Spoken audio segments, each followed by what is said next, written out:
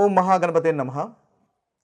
2026వ సంవత్సరము అంటే 2026 జనవరి నుంచి డిసెంబర్ వరకు నూతన ఆంగ్ల సంవత్సరంలో ద్వాదశ రాశుల వారికి ఎలాంటి ఫలితాలు కలుగుతున్నాయో చూద్దాము. ముందుగా ఈ 2026వ సంవత్సరంలో ఉన్నటువంటి గ్రహస్థితిని కనుక మనం ఒకసారి గమనించినట్టయితే చక్కటి గ్రహస్థితి కనిపిస్తుంది.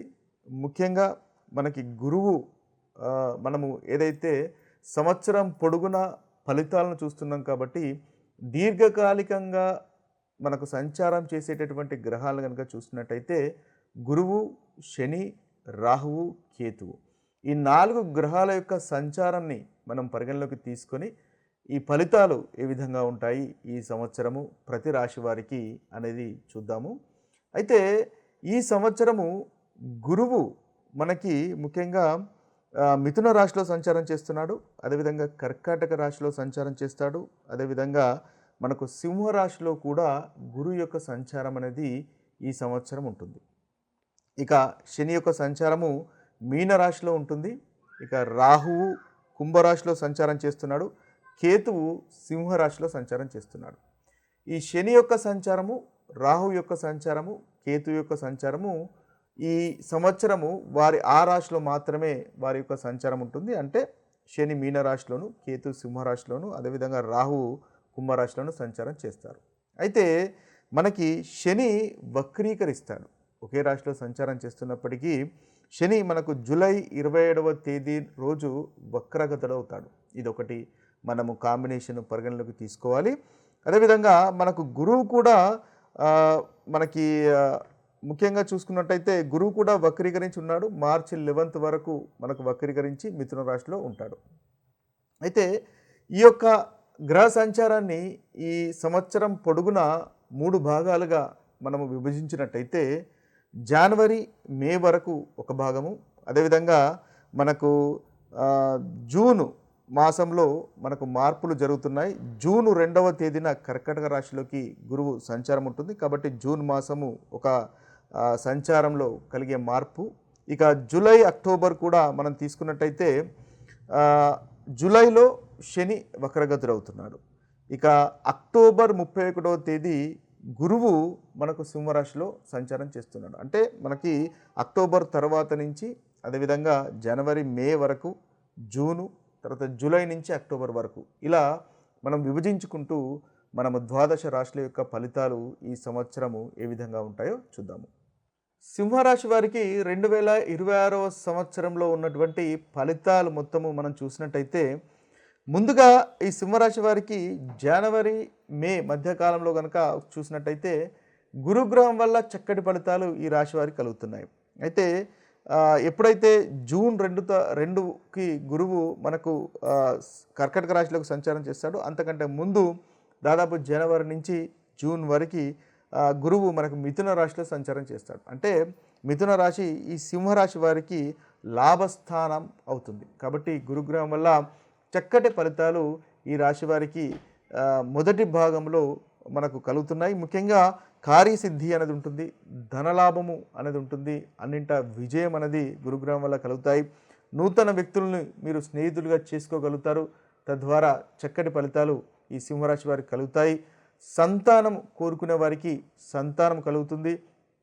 అదేవిధంగా ఇన్వెస్ట్మెంట్స్ చేస్తున్న వారికి ఇన్వెస్ట్మెంట్స్ వల్ల లాభాలు కూడా మీకు కలుగుతాయి. చక్కటి ఆలోచనలు వస్తాయి. నూతన ప్రాపర్టీస్ కానీ ఆభరణాలు కానీ కొనుక్కునేటటువంటి అవకాశాలు మనకు అధికంగా కనిపిస్తున్నాయి. మీ యొక్క వ్యాపారాన్ని నెక్స్ట్ లెవెల్కి తీసుకెళ్లేటటువంటి అవకాశాలు ఉన్నాయి. ఇన్వెస్ట్మెంట్స్ వల్ల లాభాలు కూడా కనిపిస్తున్నాయి. ముఖ్యంగా ఈ ధార్మికతకు సంబంధించినటువంటి విషయాల్లో, స్పిరిచువాలిటీకి సంబంధించినటువంటి విషయాల్లో మీరు ఫోకస్ పెట్టేటటువంటి అవకాశాలు కనిపిస్తున్నాయి. అంటే తీర్థయాత్రలు కానీ లేదా గుళ్ళు, గోపురాలు సందర్శించేటటువంటి అవకాశాలు మొదటి భాగంలో ఈ రాశి వారికి మనకు సింహరాశి వారికి గోచరిస్తున్నాయి. అదేవిధంగా ఈ మొదటి భాగము వాహనాలు కొనడానికి సరియైన సమయంగా కూడా మనం చెప్పవచ్చు. మీ స్థాయికి తగినటువంటి వాహనాన్ని మీరు కొనుగోలు చేసుకోగలుగుతారు. గురువు ముఖ్యంగా నాలెడ్జ్కి కారకుడు కాబట్టి ఏదైతే కొత్త కొత్త విషయాలను నేర్చుకొని తద్వారా ధనాన్ని సంపాదించేటటువంటి అవకాశాలు మనకు అధికంగా ఈ రాశి వారికి మొదటి భాగంలో కనిపిస్తుంది. అదేవిధంగా గురువు పంచమ స్థానం పైన దృష్టి ఉంటుంది. అదేవిధంగా నవమ భావం పైన దృష్టి ఉంటుంది. కాబట్టి మీ యొక్క సంతానానికి సంబంధించినటువంటి ప్రోగ్రెస్ అనేది బాగుంటుంది. అంటే మీ యొక్క పిల్లలు మంచి ప్రోగ్రెస్ పొందేటటువంటి అవకాశాలు మనకు ఈ సంవత్సరం కనిపిస్తున్నాయి. విదేశీ ప్రయాణాలు చేస్తున్న వారికి కూడా సఫలీకృతం ఉంటుంది. చాలా చక్కటి ఫలితాలు కలుగుతాయి. ముఖ్యంగా మీ పిల్లలకు గౌరవము లభించడము, వారు ఒకవేళ మంచి పదవులు కానీ లేదా వారికి ఉద్యోగం కానీ గురించి చూస్తున్నట్టయితే వారికి చక్కటి ఉద్యోగ అవకాశాలు కూడా మనకు జూన్ వరకు రావడం లాంటి ఫలితాలు మనకు అధికంగా కనిపిస్తున్నాయి. ఇక చూసినట్టయితే ఎప్పుడైతే అక్టోబర్ 31 తర్వాత దాదాపుగా జూన్ తర్వాత ముఖ్యంగా గురువు కర్కాటక రాశిలోకి సంచారం చేస్తాడు, 12వ స్థానంలోకి సంచారం చేస్తాడు. కాబట్టి ఖర్చులు పెరిగే అవకాశాలు కనిపిస్తున్నాయి. పనిచేసే చోట కూడా ఇబ్బందులు కనిపిస్తున్నాయి. కాబట్టి ఆ విషయంలో కాస్త జాగ్రత్త పడండి. అంటే జూన్ కంటే ముందు గురువు చాలా చక్కగా ఉన్నాడు, జూన్ తర్వాత అంతగా అనుకూలంగా లేడు. కాబట్టి ఖర్చులు పెరిగేటటువంటి అవకాశాలు ఉంటాయి. ఆ ఖర్చుల విషయంలో కాస్త జాగ్రత్త పడండి. ఆరోగ్యపరంగా ఏదైనా సర్జరీ చేయవలసినటువంటి అవసరం కనుక వస్తే అది మీకు ఫేవరబుల్గా ఉంటుంది అని మీరు గమనించండి.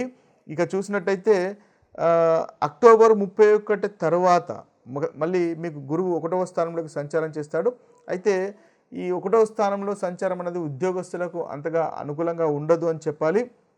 ఉద్యోగం లేని వారికి ఉద్యోగం వస్తుంది, కానీ కష్టపడిన తర్వాతనే ఉద్యోగం వస్తుంది. ఉద్యోగంలో కూడా పనిచేస్తున్న వారికి కాస్త చిన్న చిన్న ఇబ్బందులు ఉండేటటువంటి అవకాశాలు ఉంటాయి. అయితే అధికారులతో సఖ్యతగా మెలగండి, మీ తోటి ఎంప్లాయీస్తో సఖ్యతగా మెలగండి. తద్వారా వీరికి చాలా చక్కటి ఫలితాలు ఈ సింహరాశి వారికి కలుగుతాయి. అయితే అక్టోబర్ 31 తర్వాత గురువు 1వ స్థానంలో సంచారం చేయడం వల్ల మీ యొక్క సొంత వాళ్ళే మీకు వ్యతిరేకంగా మారేటటువంటి అవకాశాలు కనిపిస్తున్నాయి.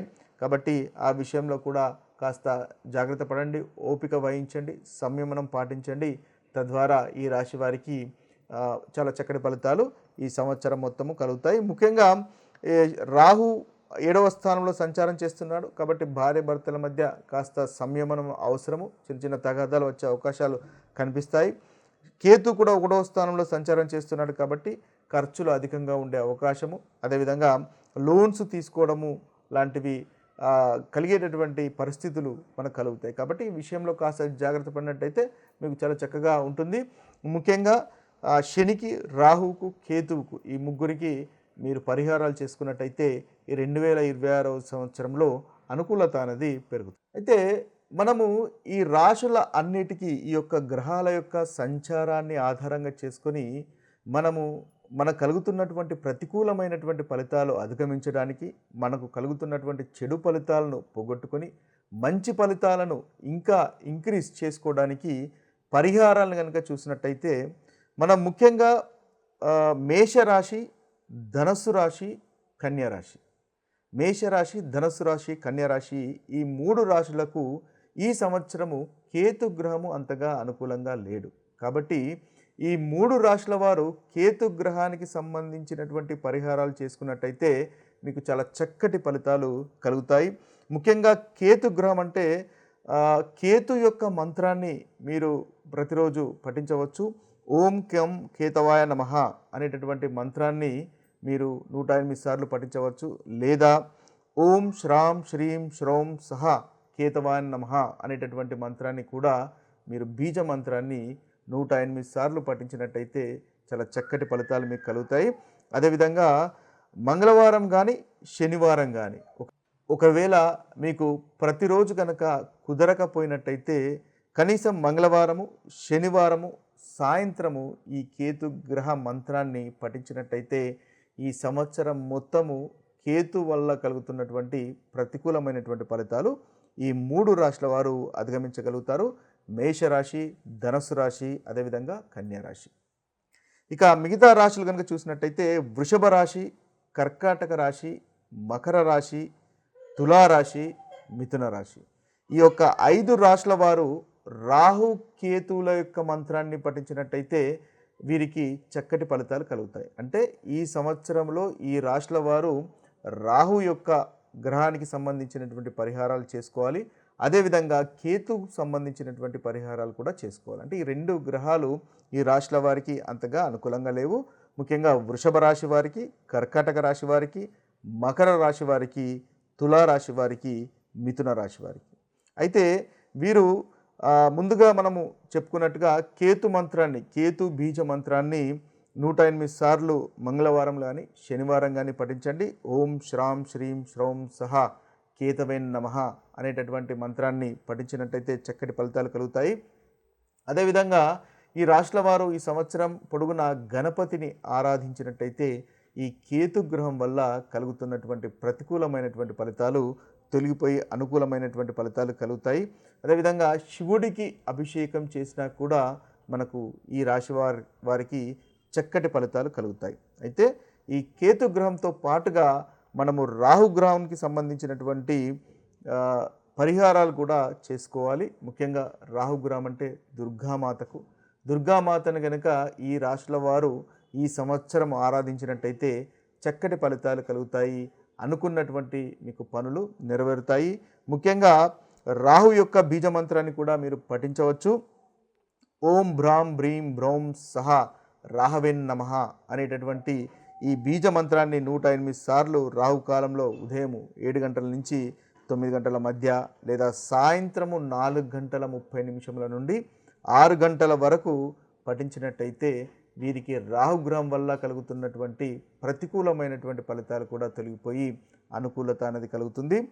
ముఖ్యంగా నాగదేవతకు సంబంధించినటువంటి పూజలు కానీ చేసుకున్నట్టయితే మీకు ఈ రాహుగ్రహం వల్ల కలుగుతున్నటువంటి దుష్ఫలితాలు ఏదైతే ఉన్నాయో రాహు కేతు వల్ల కలుగుతున్నటువంటి దుష్ఫలితాలు తొలగిపోతాయి. అంతేకాకుండా శివునికి కూడా మీరు ఈ సంవత్సరం పొడుగున ఈ రాశుల వారు శివునికి సంబంధించినటువంటి పూజలు కనుక చేసుకున్నట్టయితే చక్కటి పరిహారాలుగా ఉపయోగపడతాయి. ఏదైతే ప్రతికూలమైనటువంటి ఫలితాలు ఉన్నాయో ఆ ప్రతికూలమైనటువంటి ఫలితాలు తొలగిపోతాయి. ఇక మనం చూసినట్టయితే సింహరాశి, వృశ్చిక రాశి, కుంభరాశి, మీనరాశి ఈ మిగిలిన 4 రాశులు సింహరాశి, వృశ్చిక రాశి, అదేవిధంగా కుంభరాశి, మీనరాశి ఈ 4 రాశుల వారు మాత్రము రాహువు, కేతువు, శని ఈ 3 గ్రహాల యొక్క పరిహారాలు చేసుకోవాల్సినటువంటి అవసరం ఉంటుంది. అంటే ఈ సంవత్సరం పొడుగున మీకు ఈ 3 గ్రహాలు దాదాపుగా అంతగా అనుకూలంగా లేవు. కాబట్టి ఈ ప్రతికూలమైనటువంటి ఫలితాలు తొలగిపోయి అనుకూలమైనటువంటి ఫలితాలు కలగడానికి ఈ 3 గ్రహాల యొక్క పరిహారాలు అనేది చేసుకోవడం ఉత్తమము. మనం ముందుగా చెప్పుకున్నట్టుగా ఈ రాహు పరిహారాలు, అదేవిధంగా రాహు బీజ మంత్రాలు, అదేవిధంగా కేతు బీజ మంత్రాలను పఠించండి. వాటితో పాటుగా శనికి సంబంధించినటువంటి పరిహారాలు కూడా చేసుకోవడము ఈ రాశుల వారికి అనుకూలంగా ఉంటుంది. ముఖ్యంగా శనీశ్వరుణ్ణి ఆరాధించండి ప్రతి శనివారము. తద్వారా చక్కటి ఫలితాలు ఈ 4 రాశుల వారికి కలుగుతాయి. ముఖ్యంగా ఓం శనిశ్చరాయ నమః, ఓం శం శనిశ్చరాయ నమః అనేటటువంటి మంత్రాన్ని మీకు వీలైన సార్లు మీరు జపించుకున్నట్టయితే ఈ 4 రాశుల వారికి పరిహారంగా ఉంటుంది. అదేవిధంగా నవగ్రహ శాంతి హోమాలు కూడా చేసుకోవడం వల్ల చక్కటి ఫలితాలు ఈ రాశుల వారికి కలుగుతాయి. శనిదేవునికి నల్లని నువ్వుల నూనెతో కనుక మీరు దీపం వెలిగించినట్టయితే ఈ సంవత్సరం పొడుగున ఈ రాశుల వారికి చక్కటి ఫలితాలు కలుగుతాయి. అదేవిధంగా బీదలకు కానీ లేని వారికి కానీ వస్త్రాలు దానం చేసినా కూడా మీకు చాలా చక్కటి ఫలితాలు కలుగుతాయి. అదేవిధంగా నాగదేవతకు పూజలు చేసినా కూడా మీకు ఈ రాశుల వారికి చక్కటి ఫలితాలు కలుగుతాయి. ఏదైతే ప్రతికూలమైనటువంటి ఫలితాలు ఉన్నాయో ఆ ప్రతికూలమైనటువంటి ఫలితాలు తొలగిపోతాయి. ఇవి స్థూలంగా మనకు 12 రాశుల వారికి ఉన్నటువంటి పరిహారాలు, ఈ సంవత్సరం చేసుకోవాల్సినటువంటి పరిహారాలు. మరొక వీడియోలో మరొక రాశి ఫలితాలతో కలుద్దాము. అంతవరకు సెలవు. సర్వే జన సుఖినో భవంతు, సర్వే సుజన సుఖినో భవంతు. నమస్తే.